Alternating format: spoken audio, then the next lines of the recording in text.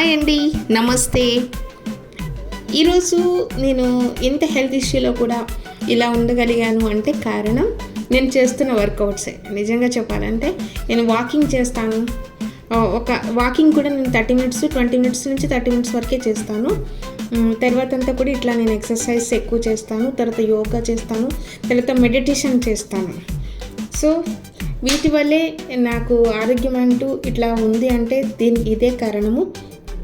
చూడండి, మీరు కూడా వీలైతే అందరూ, ఎందుకంటే నేను ఈ మధ్యకాలంలో చాలా వీడియోస్ చూస్తున్నాము. చిన్న చిన్న పిల్లలు హార్ట్ అటాక్లతోటి వాటితోటి చనిపోతున్నారు. నేను ఈరోజు మార్నింగే చూసాను ఒక వీడియో. ఒక అమ్మాయి స్టేజ్ మీద ఏదో మాట్లాడుతూ పడిపోయింది, కాలేజ్ అమ్మాయి. సో ఇట్లాంటివి రాకుండా ఉండాలంటే కొంచెం నా హెల్త్ కండిషన్ ఇక్కడ చాలామందికి తెలుసు. ఆ కండిషన్లో కూడా నేను ఇలా బ్రతకగలుగుతున్నానంటే ఇదే నా సీక్రెట్.